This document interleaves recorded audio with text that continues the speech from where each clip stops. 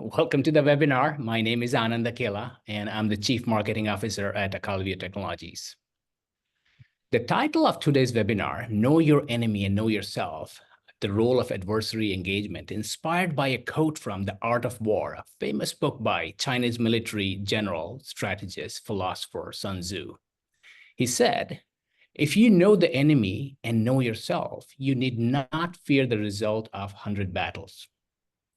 If you know yourself, but not the enemy, for every victory gained, you will also suffer a defeat. Similarly, in the battle against the threat actors, it is important to understand their intent by engaging with them. Today's webinar will focus on the role of adversary engagement in cybersecurity. And we could not find a better speaker on this topic than our speaker today, Marita Morovich, who is the MITRE Engage lead. Many of you already know about MITRE and its cybersecurity knowledge-based resources and frameworks like MITRE Attack and MITRE Engage. MITRE Engage is the framework for planning and discussing adversary engagement operations. And Marita is the MITRE Engage lead, where she works in the area of adversary engagement, malware analysis, and reverse engineering. She's a founding member of MITRE's Cyber Deterrence and Adversary Management, CDAM team, and has helped shape MITRE's adversary engagement work for the last 3 years. We'll learn more about her in a couple of minutes. Next slide, please. Acalvio is a proud benefactor of this prestigious organization, MITRE Engage, and supports the research and development to advance innovation in cyber deception and adversary engagement. We have been collaborating with MITRE Engage for many years and appreciate all the great work they do. Before I hand it over to our esteemed speaker, let me take a couple of minutes to provide an overview of Acalvio, since some of you may be hearing about us for the first time. Acalvio is the leader in cyber deception technologies.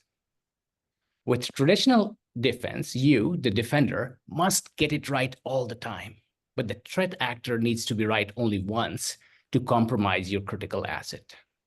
As you'll learn more later, deception turns this asymmetry on its head to your benefit. With deception, the bad guy must be wrong only once to get caught. As you know, identity threat, insider threats, novel form of ransomware are bypassing traditional security. Cyber deception detects these evolving and unknown threats that traditional security do not. It is becoming a necessary layer of defense to protect assets across IT, OT, and the cloud with early and precise threat detection. Deception has been there for some time, but it has been difficult to manually create deceptive artifacts, manage them, keep them refreshed, and deploy them at scale. Acalvio takes advantage of the power of artificial intelligence to address all these challenges and makes it easy to deploy and manage detection at the enterprise scale to actively defend against advanced security threats in IT, OT, cloud, and identity ecosystems. Our solution is agentless and designed with do no harm philosophy that avoids the need for privileged access to your critical assets. There are many use cases for deception. Our customers are using it to defend against advanced threats, 0 days, ransomware, insider threat, identity threats, and to accelerate their zero trust deployment. Before I hand over to Marita, let me direct you to the Q&A function at the bottom of your screen for asking your questions. Feel free to ask the questions as you get, but we'll take the question at the end of the presentation and a Q&A session. Next slide, please, Marita. So I recently watched a podcast with Marita and was so impressed to learn how she gets to combine her love of ballroom with the love of cyber deception. Marita, I'm handing over the webinar to you, but can you please share a little about your love for ballroom dancing before you delve into your love for cyber deception and adversary engagement? Yeah, sure. Thank you. And thank you to you. Thank you to Acalvia for having me here today. I'm really excited to have a chance to get to talk to everyone. And always excited for a chance to also share how I can kind of bring together a bunch of different things that I love to do. So yes, in my last podcast, ended up having a conversation about my background where I also actually own a ballroom dance studio and get to do dancing as well as my work at MITRE. And I think we're probably one of the only small business ballroom dance studios, I'd say in the world, as my guess, that has deception running on our network just for the fun of it. So can proudly take that fact, as I think we're the only ballroom running deception. So that's my fun fact about my ballroom background. But I'll move on to now to talk a little bit more about deception and MITRE Engage. And I'll start with a quick overview of MITRE in case anyone isn't familiar. I know Anand very graciously kind of talked about some of MITRE's other work in things like attack, as well as Engage. But for those who aren't familiar with MITRE, we run what are called federally funded research and development centers, or FFRDCs. And we support a range of different technologies from cyber, but also kind of on the mechanical engineering side, the electrical engineering side, really that full systems engineering approach. So I'm really lucky to get to work with some incredibly smart folks from a whole range of different spectrums of technologies and things like that. So that's a little bit about MITRE. One other thing you should know is that as a not-for-profit, all of MITRE's work and the revenue that we generate gets reinvested into our research program. And so that's actually where Engage kind of came from, is our internal understanding of the space and kind of the technology, and then kind of our mission to share that back out and to do something for the public good. And so Engage really was created to be that public resource and that kind of collection of resources to enable the community to kind of lower the barrier to entry into cyber deception, as well as to raise the ceiling of expertise for the folks who are on the more mature end and who had been doing this for a while. So today we're going to talk kind of about the technology space at a high level, and then we'll dive into the various resources that Engage has and how this might be something that you can use in your organization to sort of level up your cyber and to kind of bring deception and adversary engagement into the fold. So we'll start off with a quick audience poll. So for this one, the question is, how familiar are you with cyber denial, deception, and adversary engagement? And the options are, you're a deception ninja, you've been doing this for a while, you're a cyber pro, familiar, know your stuff, in the know, understand the basics, confused wanderer, heard of it, but need a map to get around, or complete newbie, just getting started, and today is kind of your entry point. So give everyone a second to answer the poll.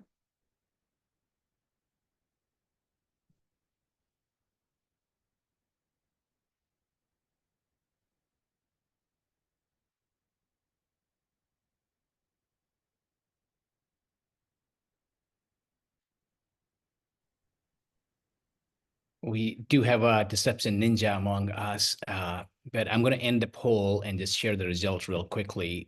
You can see that on your screen. I'll leave it there for a second and stop in 5 more seconds. So you could see with deception ninjas, many of them are familiar, and some of them are trying to learn more. Back to you, Marita. Awesome. So regardless of sort of where you are in the spectrum, I hope that there'll be kind of elements of this that you're going to able to take back and be able to figure out how that enhances wherever your standing is right now. So I am a big fan of movie quotes, and you'll see a couple of these, and movie analogies. You'll see a couple of these throughout the presentation, but going to start with one of my personal favorites, which is from Lord of the Rings. So I'll give the 2-second refresher if anyone hasn't seen Lord of the Rings. I can't see your hands or faces, so I won't know if this is a new topic. But Lord of the Rings, we have our good guys that were pictured here, and they're fleeing to what's called Helm's Deep. And Helm's Deep is this, mighty fortress that there's a line from the movie that says something like, the walls of Helm's Deep have stood for 3,000 years. And as our bad guys are approaching, our good guys feel confident that as long as they can be behind those walls, that they'll be safe and they'll be okay. And while everyone is rushing behind the walls of Helm's Deep, no one pays attention to this small storm drain in one of the outer walls. And in the middle of the battle with our bad guys, this guy shows up, And 30 seconds later, all hell breaks loose because that giant wall that had been their sort of source of protection gets blown up because they put the bomb in the storm drain, and bye-bye wall. And so in a lot of ways, this is similar to the situation that defenders are seeing today with defense in depth, right? We've had this kind of model for a long time now of multiple layers of defense, multiple strong walls, just like Helm's Deep. And we all still have that feeling that as long as we can get behind all those walls, our sensitive data, our sensitive assets, they'll be safe. But the problem is similar to what Helm's Deep experienced, we have storm drains in those walls. They might take the form of, a new vulnerability that gets released, or a 0-day, or the fact that we have this ever-growing attack surface with fragile supply chains that might have introduced vulnerabilities and risks into the whole system that has nothing to do with us and kind of outside of our control. And so we're sort of in a worse shape than our heroes were, and that we don't just have one storm drain in the outer wall. We have a number of different storm drains, and there's constantly new ones, and some of them we know about and some of them we don't. And some of the ones we know about, there's nothing we can do about it. I was working with one organization where they knew they needed two-factor authentication, and for sort of policy reasons, it took them a really long time to be able to implement something that technically was simple for them, but policy reasons prevented them from being able to implement it, right? And those sorts of challenges are really common. And so we need a new model to think differently about the inside of our castles, right? That sensitive data, those sensitive assets, how do we think differently? Because at the end of the day, it's not a matter of if an adversary is going to eventually get through, it's a matter of when. And so how can we get comfortable with this idea of a presumption of compromise? Because we know that our sensitive data can still be protected even in the event that that bad day happens. So I want to present a couple different ways to maybe start changing our minds about how we think about this. So this is a Where's Waldo puzzle. Hopefully everyone knows what Waldo looks like. So I'll give you a second to sort of look around and see if you can find Waldo in this puzzle. And while you're looking for Waldo, be thinking about some of the reasons why Waldo is hard to find, right? Waldo's kind of an obvious little guy. He has that bright red hat, but it's not easy to find him, right? And so anyone who hasn't had a chance to find him yet, there he is up at the top. Right. So Waldo's not hard to find because of Waldo himself. Waldo is hard to find because of the environment he's in, right? Lots of overlapping colors, lots of overlapping patterns. There's similar looking characters. I recently learned Waldo has a woman version of Waldo that looks a lot like him, but just has a slightly different haircut, right? So there's all these different things that are introduced into the graphic that makes it really hard to find Waldo. And so in a similar way, we can be thinking about our own organizations and how can we add ambiguity, right? How can we make it so that it's not immediately clear what's the most sensitive and important systems and what's less important? Where's that most sensitive data and what's not as important, right? How do we up that ambiguity to cause our adversaries to just have to move slower, right? Because the slower we get our adversaries to move, the less damage they can do between the day that they actually get in and the day that we're able to detect and start those incident response activities. Now, you might have noticed that I changed the slide while I was talking, and just want to thank how many of you started looking for Waldo in this picture. If you noticed, I never actually said to look for Waldo. And the reason for that is because there is no Waldo. I cropped him out. And so there is, if anyone's found the Waldo lady is in this, and a lot of people confuse her for him, but it's not actually Waldo. I promise Waldo is not in this picture. But the very nature of me putting up something that looked like a Where's Waldo puzzle, especially after you had just done one, oftentimes, our brains will start saying, I understand the task in front of me and I'm going to start doing it, regardless of if we actually have all the information. And so we just wasted a bunch of time and energy looking for something that we were never going to find. And so how can we do the same things for our adversaries? Cause them to waste time, waste resources. That could look like going after a target that isn't actually as important or useful as it might appear to be, right? Maybe this is a decoy system that looks like it's important, or, having an account on the system that looks like it would help or will introduce, opportunities for lateral movement, but the different tools on that account are actually hobbled versions that are just alerts for us so that we know someone is doing something bad and isn't actually helping the adversary make progress, right? There's lots of ways we can think about this that will, one, help us detect the adversary sooner, and two, drive down the amount of, badness that they can do before we're actually able to get them out. And the last thing I want to say here is, with all of these things from our, deception wizards to our complete newbies, there's a spectrum of opportunities, right? So maybe at the beginning of your program, you're just thinking about adding ambiguity and adding confusion. And that's a great place to get started. But as you kind of mature and your understanding of the space matures, there's opportunities to start thinking about this as almost an ambiguity knob, right? So you want to turn up the ambiguity in areas that you want the adversary to move slower. You want to turn down the ambiguity in areas that you want them to feel more confident, right? Especially if you have an area of your network that's purposely meant to have decoys and tripwires, that doesn't have sensitive data, you would rather the adversary hang out there, right? So how can you make them feel confident, feel like they're being successful in those areas, and then make them feel more cautious, more worried, move more slowly in the areas where there are things that are important? And so we can kind of gradually mature in our understanding of the space. All right, let's consider another sort of mental model here. So you are on one side of the park. Your job is to get to the other side of the park. Which path are you going to take, right? Oftentimes it's kind of obvious. We're going to take that path in the right? It's brightly lit. It seems clear. It doesn't look like we're going to get eaten by a bear. And it'll safely get us from one side of the park to the other versus that one on the left that looks like, it's not quite as safe and not quite as sure of what's going to be waiting for us in the dark. My question to you all is, did anyone even think about cutting across the grass? Maybe it would be shorter to cut across the grass. But the very nature of there being a path oftentimes encourages us to say, okay, that's the way I'm going to go. That's clearly meant for me to go there. I didn't need to tell you to take the path across the park. I just told you to get from one side to the other. But again, because there's things that we're used to and things that we're comfortable with, we'll oftentimes follow those kind of known behaviors. And so how can we think about making paths through our network in a similar way to encourage adversaries to move in a specific direction without having to put a giant flashing neon sign that says adversary go here, right? No one's gonna fall for that one. And so what could these paths look like? One example might be leaked credentials, right? Those could be credentials that either are for decoy accounts or won't work at all. But again, will give us kind of that high fidelity tripwire and that high fidelity alert that something is going on that shouldn't be going on, while also sort of acting as a beacon for our adversaries to say, oh, I found this thing. Now I'm going to go try to use this thing. And the last example here I want to show is my little elephant friend here. So clearly this elephant is in the zoo, right? He's not in his natural habitat. Yet our researcher is able to still get data and still learn more about the elephant and still be able to conduct his research, even though the environment he's in is only a replication of the elephant's kind of natural habitat.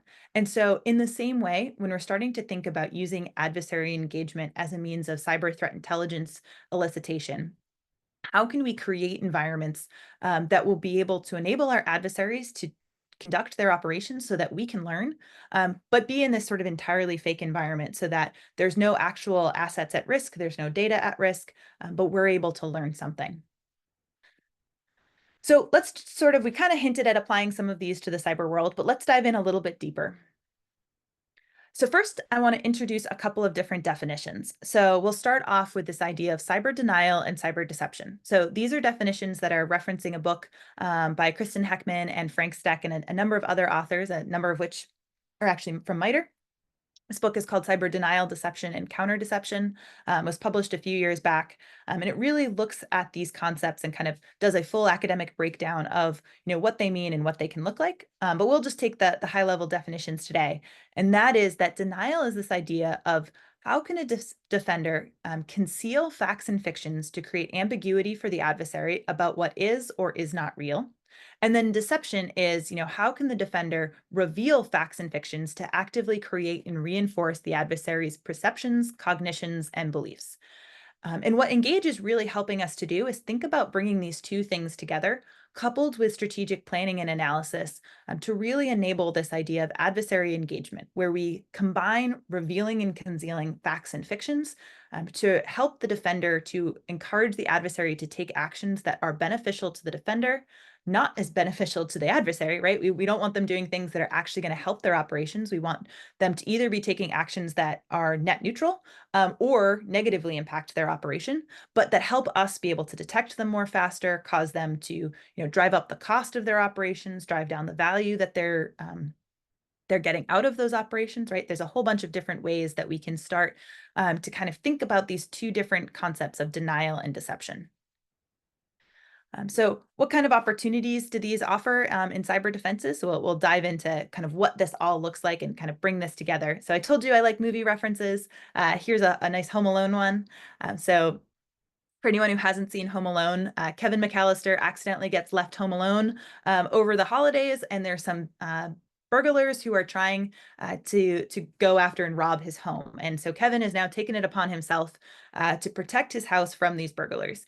And what Kevin does, whether he knows it or not, is thinks about the ways the adversary, in this case, the two burglars, are going to interact with his house, right? He thinks, okay, they're going to go through, they're going to try the doors, they're going to, go after specific parts of the house. They're going to need lights. They're going to have to turn on a light switch. And then he booby traps all of these various things to take advantage of the way the adversary would normally behave to cause pretty much a giant pile of chaos for them. So there's one example where the adversary, in this case, one of the burglars, has broken into the basement. There's no light. So Kevin rigs the light switch. So when the adversary and the burglar, in this case, pulls the light switch, a blowtorch comes out, lights the burglar's head on fire. The only source of water nearby is a toilet. The burglar tries to dunk his head in the toilet, and the toilet is filled with kerosene. And so, boom, goes the burglar's head. He does survive. Spoiler. But in the same way, we can think about doing something similar with tripwires and decoys and breadcrumbs and baits within our own environment, right? So an example of that might be a network share. That network share might look like it has, internal sensitive data on it related to a project, but in reality, there's no project that anyone would be accessing that share. And so if the adversary goes poking around, now we know about it. Or another example might be having decoy credentials where maybe there's an email between two admins that says, oh, the password for that account is blah, blah, blah. That gets saved in an inbox. And then if an adversary stumbles across that while going through emails, they try out using that credential. Now you get a high fidelity alert that not only did someone access the email, but they stole the credential and then tried to use it. One of the really interesting things, and I sort of mentioned this before, is with a lot of things within adversary engagement, there's opportunities to sort of mature in our application of these things. So for example, with that credential, you might start off by seeding credentials around the environment and monitoring for them being used. And like I said, that gives us an alert, both that something bad has happened, someone stole the credential and tried to log in, and it tells us where they were when they stole it, right? So we know in that email example that the adversary has access to email and is reading emails in order for them to find the credential in the first place and then go use it. However, we can sort of start maturing our understanding by maybe rotating those credentials out at set periods of time. And now we know not only where the adversary stole it from, but what time window they must have had access to that area of the network in order to steal it, because we know when the credential was there, right? And in that way, we can sort of think about starting small and then expanding over time to enable new and different ways to be able to both enhance our detections, but then also aid in things like our incident response. Another really interesting piece, and I think opportunity space within adversary engagement, is this idea of using our deceptions and our detections as almost a lead generation mechanism. So oftentimes our analysts, it's not a matter of not having enough data, it's being blinded by the data we have, right? So oftentimes it's easier to just log everything than to actually think about tuning and have the resources to accurately and adequately tune the number of alerts we have. And so we end up with new problems such as analyst alert fatigue, or just, not enough resources to go through the data we have. And it becomes more of, okay, when I'm in my incident response mode and doing my forensics, I can go and look at this and I have a record, but it doesn't actually help me all that much with detecting it in the first place because it just gets lost in the noise. And so with adversary engagement, we can think about this almost as our giant spotlight to say, look, something is going on here. Now go back to the rest of that data and be able to get that context, get that color, but let's do that before it's too late, right? Let's do that close to when the activity happened versus months, weeks down the road when we're trying to piece back together, but the adversary's been in the system for a while. The next one I want to talk about is opportunities to elicit intelligence about adversary operations. So this is actually where MITRE got our start in adversary engagement. We were creating, these different what we call engagement environments, which are meant to look like realistic environments that can be attributed to an organization or not. It sort of depends on the goals and the level of risk and the rest that you're sort of willing to accept at any given time and for any given sample of malware, where we will take a sample, we will put it in one of these environments and we'll double click, and then we'll watch what happens. And unlike sort of a traditional sandbox where it's kind of exclusively meant for dynamic analysis of a given piece of code, the idea here is that not only are you learning more about that specific piece of code, but you're learning more about what happens next, right? What second stage tools happen? Where does the adversary go? What are they interested in? What capabilities do they have? And some of the ROI from something like that could be the ability to write new signatures, the ability to write decoders to, see what's happening and understand what data is leaving the network, to be able to, really understand not just how an adversary is kind of initially targeting an organization, but what are the other places that they're going after? What else are they doing? And using that to inform your defenses across the organization. One interesting thing here, so this is an image that came from the Verizon Dibber last year. So typically I will use the Dibber as my doom and gloom report. If I want to have a depressing statistic about the state of cyber, I can go to the Dibber and I'm sure to find one. But this was actually one of the first times that I saw something really hopeful in the Dibber. And so they had done some research where they looked at the pyramid of pain. And if anyone's not familiar with this is this idea of how much pain does it cause an adversary when we detect a specific set of whether it's hash values or IP addresses or domain names, all the way up. And the idea is that, it's more painful for an adversary to have to change their tools or their TTPs than it is for them to have to change a hash value or an IP address. So when we read this pyramid, we read it from bottom to top of easiest for the adversary to change up through kind of most painful for them. And so what the Dibber did is they had done some research where they hypothesized, they excluded TTPs, they didn't have the data for that, I guess. They went from hash values to tools, and they hypothesized that if they calculated the Gini coefficient, that it would get larger the higher up the pyramid you went. So for anyone who doesn't know what a Gini coefficient is, it's a concept from statistics often used for wealth distribution. And what they did here is they said, if you block the first, X percentage of an indicator, how much of eventual badness will be stopped? And so, like I said, the hypothesis was as you moved up the pyramid of pain, stopping the first few hash values would be less impactful than stopping the first few tools.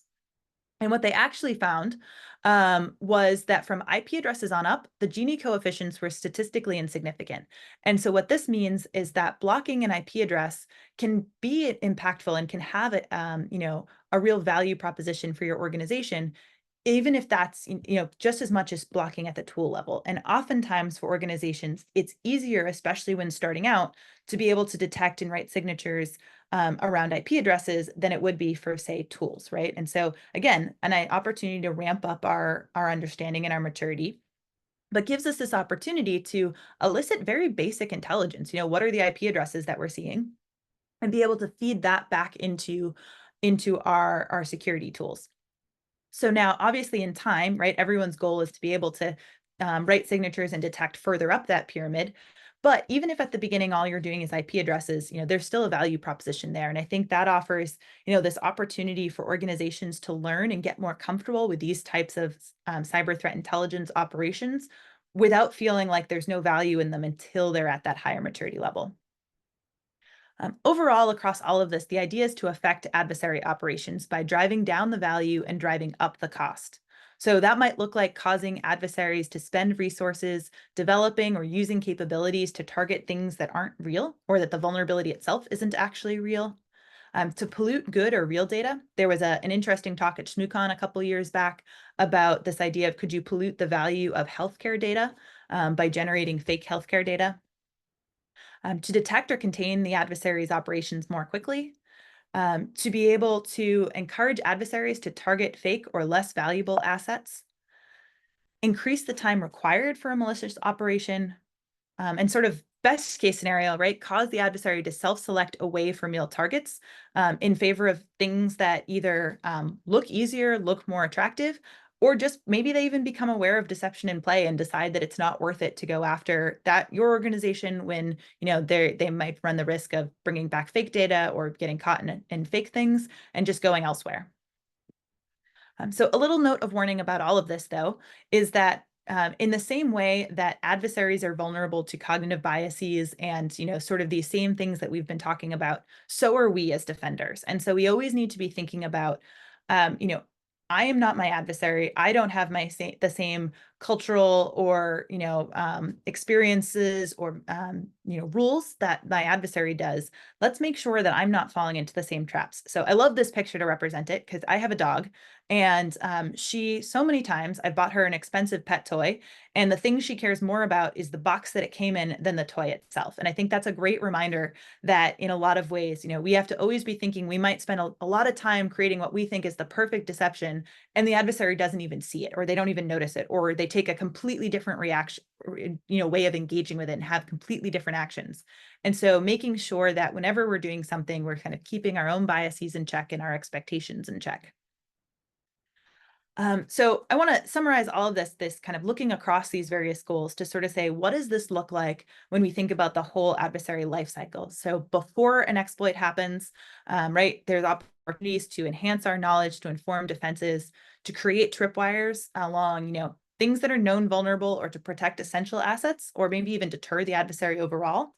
And I think that idea of creating tripwires along known vulnerabilities can be so important, right? I think oftentimes we sort of believe in this gold standard where we find the vulnerability and then we're going to fix it, right? And oftentimes and then we're going to fix it can be days, weeks, months for that to actually happen.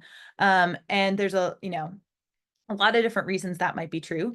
And adversary engagement gives us an opportunity to do something at a low cost, oftentimes no to low cost, with a limited sort of amount of time spent to watch over it and let it mature, or let it actually have to do the monitoring.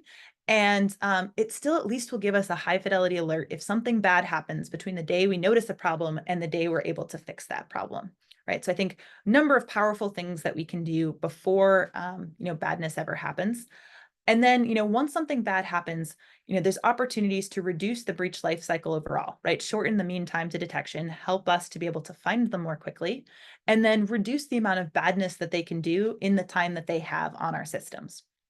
All right, so really opportunities left and right of boom. One other important note here is that, adversaries change over time, your organization changes over time, global events change over time. And so, this idea of where you're going to focus and where you're going to prioritize your adversary engagement can oftentimes change, right? Maybe at the beginning of your program, you're very focused on this detection piece. And then as you get more comfortable, you start focusing a little bit more on bringing the effect into it. And then you get even more comfortable and you start focusing on, okay, I want to learn more. And then as you start learning more, you start feeling, okay, I have a good handle on where the adversary is. I want to go back to focusing more on building more detections based on the things that I'm learning. And then, global events change, right? With the war in Ukraine, I think is a great example of suddenly, very quickly, we were seeing very different behaviors, and there was a lot of uncertainty in what, Russian APT threats were going to be doing. And so maybe that's when it's time to start switching back over. And so this whole thing sort of becomes a spectrum that we can move back and forth across as we need to, sort of as the world changes, as we change, and as our adversaries change. So we'll pause for a second for another poll. What use case for adversary engagement seems most interesting to you and your organization right now? Are you interested in exposing malicious cyber operations, negatively affecting those operations, or eliciting new cyber threat intelligence from them? Give everyone a second to answer that one. I'll wait for another 30 seconds. And you could also submit your questions as you get using the Q&A button at the bottom of your screen, and we'll take it at the end of the session in another few minutes.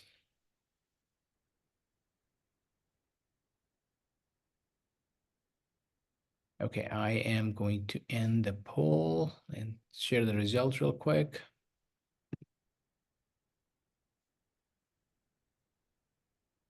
Awesome. So looks like we've got a fairly even spread between exposing and the elicit, with kind of a lesser emphasis on the effect piece. I think interestingly, that's sort of the typical spread I kind of expected to see. And I think that that effect one is actually some of the most powerful kind of opportunities that adversary engagement offers. There's not many other defensive technologies that really gives us a chance to change the value proposition for adversaries. But I also think it's one of the more challenging ones to figure out how to safely execute on our networks, right? And so that's one of the places where I think as a community coming together, and having conversations like this one, participating in sharing groups, going to conferences and having conversations at conferences, becomes really important, because there's opportunities for us to kind of think collectively, and sort of rising tide lifts all boats. But I do think it's one of the more challenging ones, kind of as a community to wrap our brains around. And so the reason for that, and that kind of leads nicely into this, I think the biggest challenge with adversary engagement is that it's not a fire and forget technology, right? I mean, I think we're used to some other technologies having a tuning process, right? We're used to having to tune firewall rules, or, tune different detections, but adversary engagement really requires a significant amount of upfront planning to make sure that we're driving all of our different activities towards a goal, and sort of adapting them. But then it also does still require tuning once it's on our networks. And so I think in a lot of ways, adversary engagement doesn't have to be an overly resource intensive process in terms of how we actually deploy it, and what goes into it, right? There's relatively sort of a range of different ways that we can deploy it, but it does have an upfront sort of brain power, I guess you could call it, kind of cost, where we have to think critically and think strategically about how we're going to use this. Because if we don't, sort of the risk of it is that it could be overly resource intensive, difficult to articulate the ROI, or ineffective. For the folks, I think there was, a handful of folks who were interested in that elicitation piece.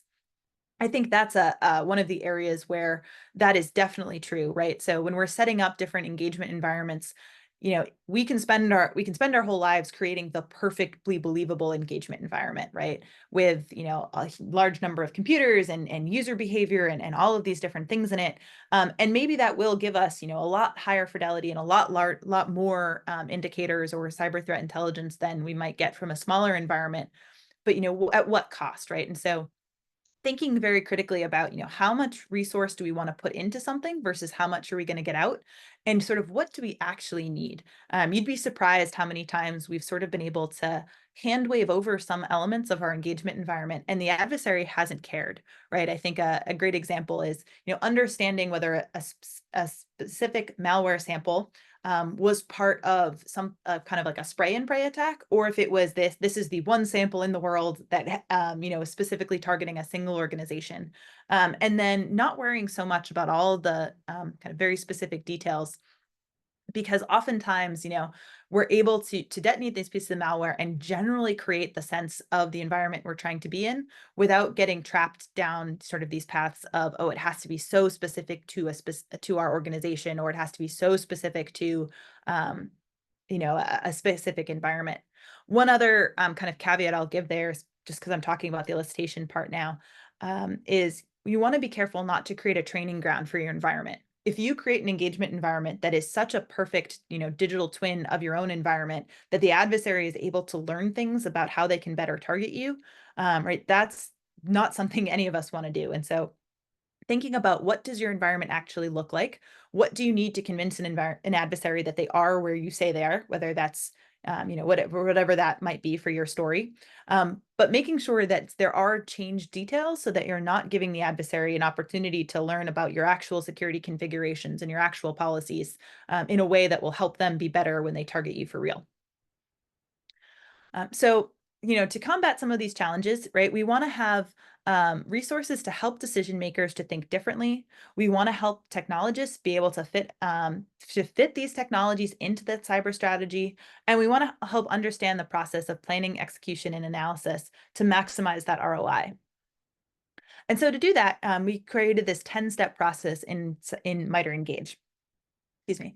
So this is based on something from Barton Whaley. So if anyone's not familiar with Barton Whaley, I would highly encourage you to look up some of the work that he's done. So Barton Whaley was sort of the father of modern military deception.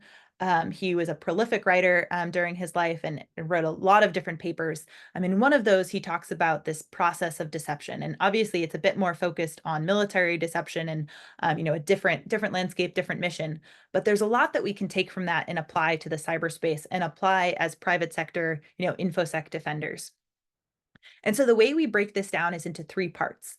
And you'll notice that we very clearly are emphasizing the first and the third, and a lot less time spent on the middle piece there. But in the beginning, we talk a lot about prepare, right? How do you assess your knowledge of your adversaries in your organization? This echoes back to Sun Tzu with know thyself, know thy enemy. How do we think about determining your operational objective?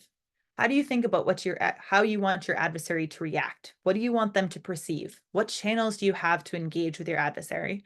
And then importantly, what does success look like, right? Oftentimes with these types of operations, things they can get scope creep, right? And very quickly, we can sort of have this unwieldy sort of set of things we're trying to work with. But what we really want folks to do is think about what does success look like and how can I kind of have gates around that in order to be able to kind of incrementally make progress. The other important piece here is, gathering your stakeholders together and identifying those gating criteria, right? What are the things that are the unnegotiable pause or end of an operation? I think this can be even sort of more important when we talk about those CTI elicitation operations, right? So where you're handling live malware and intentionally infecting something, having those sort of what is acceptable risk and what is not is really important. So an example of the gating criteria for us is if we are detonating a piece of malware in an engagement environment that is connected to the internet, and that adversary tries to use our infrastructure to target elsewhere on the internet, that is a hard no, right? At the minute we see that, the operation has to be stopped and brought down, regardless of how much goodness we are getting out of it. So it can be kind of the most fruitful operation in terms of what we're learning, but the minute that happens, it helps everyone to be able to kind of know the rules and know the boundaries on things. Then we get into the next piece, which is to actually run the operation. Like I said, that's we don't spend a lot of time on that on the Engage side. There's a lot of different resources out in the world. If you want to kind of learn more about the technical side of deception and specific ways to implement it and specific implementation options, there's some great courses. So I know John Strand and Black Hills InfoSec has some really excellent material. Kevin Fiskus and some of the SANS work has some excellent material. So there's a number of different places to go for kind of that technical training. And then on the understand side, right, it's how do you actually turn that raw data into actionable intelligence? How do you make sure you're feeding that back into the rest of your program? And then how do you analyze successes and failures to inform and drive future actions? And so all of that kind of becomes this cyclical process that we can engage in to make sure that we're being effective in our operations. So let's take a look at the Engage matrix and sort of see how that process is embodied within the matrix. So if we break it down kind of in the middle there, on the ends, we have our strategic actions. So these bookend the matrix and ensure that defenders are driving their operations with strategic planning and analysis. And if you kind of were to go to our website, you can click through any of these boxes, learn more about, what that activity is and sort of what that can look like for your organization. In the middle, we have our engagement actions. So this is your tech stack, right? Whether you are using a vendor product, whether you're using open source, whether you've written your own things, or kind of the deception version of living off the land. So just like adversaries can reuse things that are already in an environment, we can reuse things that are in our own environment in order to have deception. I think oftentimes the correct answer is some sort of amalgamation across a number of different things, right? There's going to be certain things that maybe you need to bring a vendor product in order to be able to scale. There'll be other things that maybe you can reuse your existing resources. So for example, if you've set up some decoy folders and you want to monitor those folders on certain workstations, maybe you already have an EDR agent in those places and you can reuse that. But in other areas of your network where you don't, you have to have a different, a different solution. And so I think there's lots of opportunities to sort of mix and match across things to have the correct solution for you, as well as the correct solution at a given time, right? So if you're just starting out and you're trying to get familiar with something, your answer today might look a lot different than, a year from now where you're comfortable in trying to roll something out at scale. Then across the top, we have our big outcomes that you're trying to accomplish. So these are your goals. You'll notice that expose, affect, and elicit feature prominently here. One level down, we have our approaches. So these are the means by which you're making progress towards your strategic goals. And then finally, you have the activities, right? So these are the concrete techniques that you're trying to accomplish. And you'll notice that for a lot of these, they're pretty broad in general, and that's intentional. One of the things we really don't want when it comes to deception is groupthink, right? If everyone starts implementing their deceptions in exactly the same way, or exactly the same patterns or the same rates, then it's going to become more obvious to an adversary that maybe discovers this in one organization, what's going on elsewhere. And so we really wanted to encourage organizations to think critically about what does normal look like in my organization and how can I blend my deceptions into my environment in a way that is seamless and unique to me, but not get groupthink. However, we do want folks to be able to have conversations across organizations, to be able to, as a community, share use cases, share learning, share outcomes. And so I can talk about implementing lures and you can talk about implementing lures, but neither of us know how we're actually doing that under the hood. And so we're able to have those kinds of conversations without getting kind of revealing our means and methods behind how we're actually doing it. We then can map all of this to help drive our engagements with real behavior. So we start with, what is the action that the adversary is performing? How is that action vulnerable to detection, manipulation, influence, disruption? And then how can we as defenders take advantage of that for defensive purposes? You'll notice that before I talked about having approaches and activities, which sort of sounds a little bit like tactics and techniques. That's true. They're meant to be analogous, but we actually map all of our various engage activities to attack techniques. And it was getting very confusing to talk about the attack technique and the engage technique, and you never knew which technique anyone was talking about. So we changed the wording. So an activity is sort of analogous to a technique, and an approach is analogous to a tactic. And if you go onto the Engage website, you can see the various mappings. We have both the raw data as well as the, whoop, did that just stop showing full screen? Hold on a second. I'm not sure what happened there. Okay. And this gives us that opportunity to be able to say, when an adversary does a specific technique, so this is example, we have remote system discovery. What is the vulnerability? Well, when the adversary is attempting to get a listing of, something on our network, they have to interact with our environment. And so we have the opportunity to respond.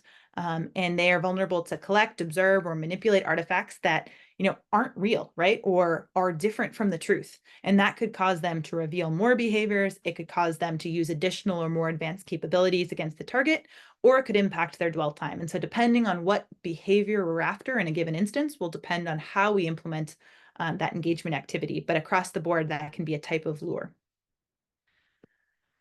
So I wanted to kind of give 3 quick examples of how this might look. So the DFIR report from 2022, they did a year in review and they looked across various attack tactics and broke it down and said, what were the most common techniques for that tactic seen this year? And that was industry agnostic, but you could repeat this process with any source of cyber threat intelligence you have at whatever level kind of was appropriate. So this is one for lateral movement.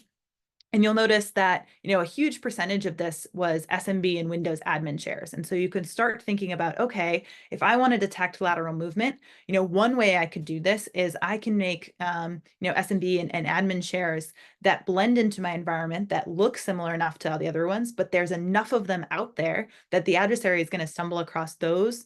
And I can get alerts if someone's going after those because I'll plant them in such a way that no, normal user would stumble across this.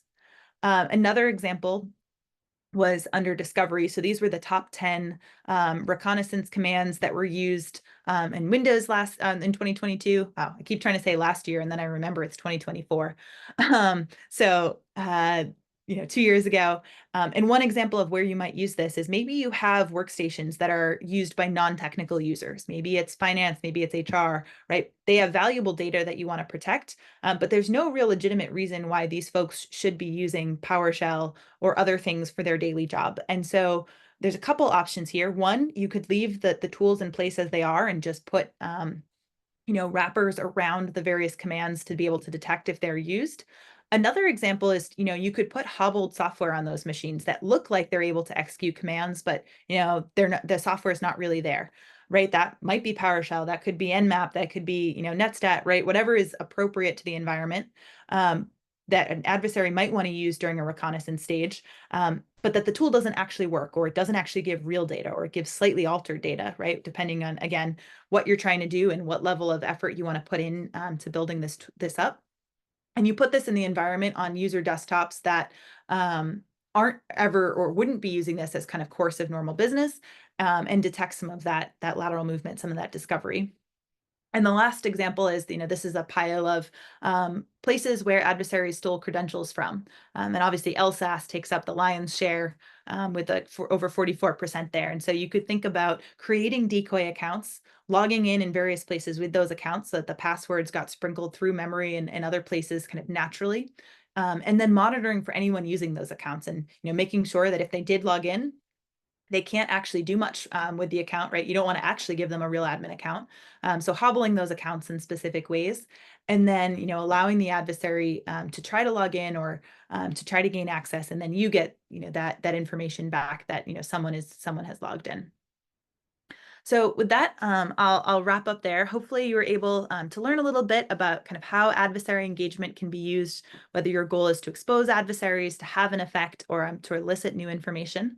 And hopefully you'll have some resources to get started, whether you're brand new at this or have been doing this for a bit, to kind of level up your game.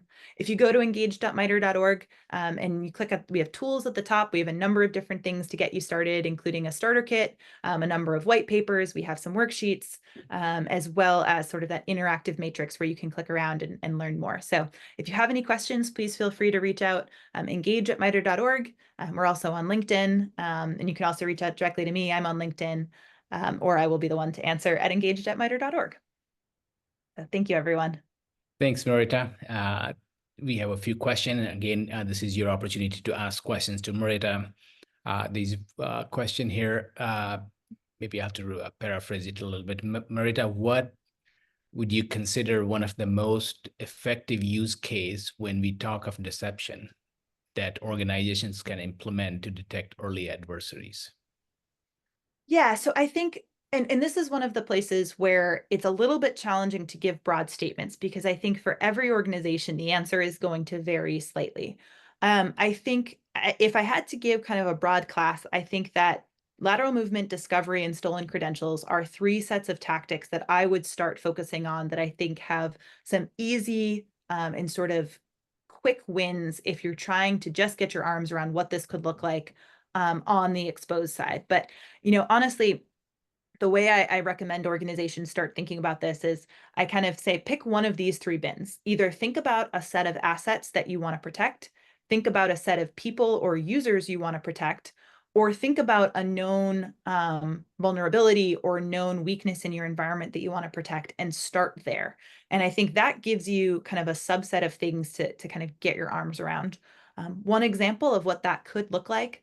So let's say we're kind of actually coupling the last two, so a known weakness and a user population. Maybe you do phishing tests at your organization, and you know which users have the tendency to be a little bit click happy.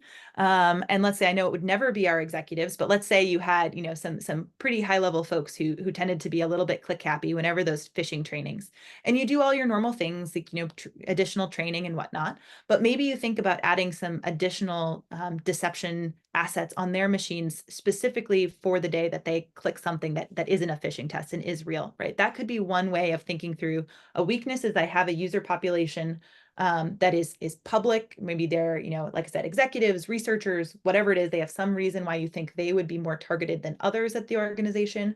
You have a known weakness, there's a subset of that group that maybe is a little bit click happy on your phishing tests, and now you can use that as your starting point. And so think about building up things from there, and then you can always broaden and widen with time, but that gives you a great way to kind of get started and sort of start figuring out all of the different pieces of the planning process. Because the nice thing about this is, even though the implementation will look different, the planning process becomes very much rinse and repeat, right? Once we've done the initial work of bringing our stakeholders together and figuring out how we integrate all these different things and work with these different user groups, scaling it becomes easier over time. Thanks, Marita. The next question is, can you share more thought about the relation between the pain pyramid and where deceptive artifacts, deceptive tactics fit at the different level of the pyramid? Is it towards the top of the pyramid or across it all? Yeah, so and that one's interesting because again, I think that I would have thought it was more towards the top had you asked me that question before I saw the Dibber report. I think it's really interesting some of the data they were seeing that even at the IP address level, there's big opportunities to be able to stop ultimate badness. And I know of at least one real world example where an organization deployed a bunch of honeypots just on their outside kind of outside their network. They made it roughly look like infrastructure. They took all of the IP addresses that were targeting them, fed it into their security apparatus, and in the first 2 months, they identified over 100 machines beaconing to things they weren't supposed to be beaconing to. Now, that is an organization that was very low maturity cyber-wise overall. They had limited other capabilities, and they weren't already doing blocking and things like that. So if you are if that is your organization and you're struggling in other areas, I think there's opportunities to focus lower on the pyramid and get a lot of value.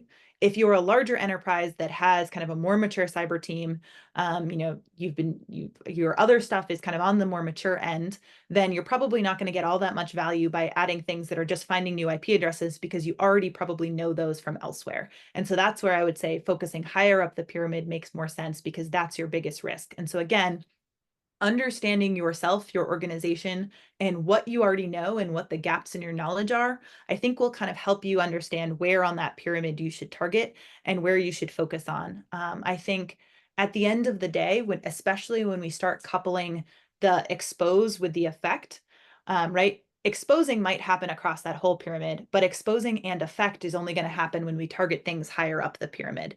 And so that's kind of where our eye on the prize should be going towards. But as a starting point, sometimes lower down still has a value proposition. Now, I will caveat that with, I don't know from that Dibber report, my assumption is that a lot of the adversaries that they were including data with were more on the opportunistic, lower maturity criminal side and not the, super secret squirrel APT threat that's specifically targeting your organization and has been in your organization for an extended period of time, right? I think there's a huge range and spectrum of what the threat can look like. Not saying that those types of, just blocking at the IP address level isn't going to stop, isn't going to have an impact on an APT, because I've seen some of them reuse IP addresses left and right. But I think, you're going to have a larger impact and you're going to have kind of a more sustained long-term impact with something like that lower on the pyramid against the smaller guys. I will say though, one last comment on that is that, weeding out the small guys so that your teams can just focus on the bigger guys still has a value proposition. And so, if your deception says we're going to focus on stopping the little guys so that we can devote all of our, other resources towards detecting and being able to identify those bigger, more mature guys, that is a completely legitimate use case as well. Thanks, Marita. Let's take, I think, one last question. I heard that you talked about deception-based solution for IT, OT, cloud, and identity. I could guess how it would be for endpoints in IT, OT, or even cloud, but how does the deception look for identity? Marita, let me take that. So Marita actually talked about, credentials as the kind of one of the first few things that you should think about as use case.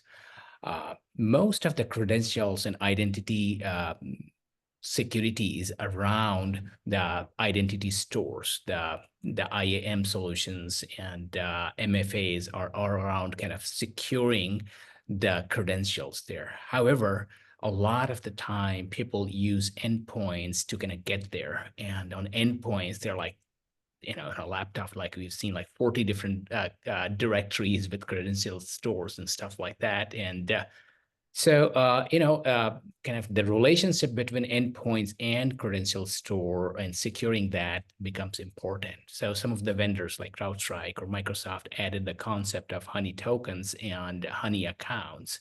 where they allow you to create a deceptive account, honey token account in the store, in the Active Directory or Entra ID, and then allow you to put deceptive artifacts on the endpoints. They call it honey tokens, and connect them to those fake accounts, and that allows you to like catch them right when someone gotten into your laptop or server and trying to move laterally to get to the critical asset and looking for credentials. And that's how it works. And for example, Calvio integrates with both of them, CrowdStrike and Microsoft, and manages the life cycle. We understand how to make those kind of blend in, how to make those deceptive artifacts and honey tokens look attractive and so on.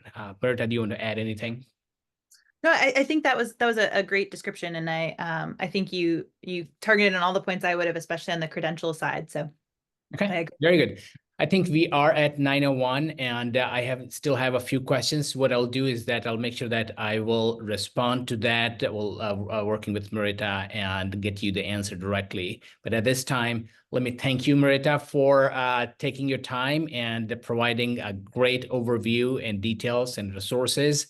Thanks for your time. And again, for people who participated in this webinar, thank you as well.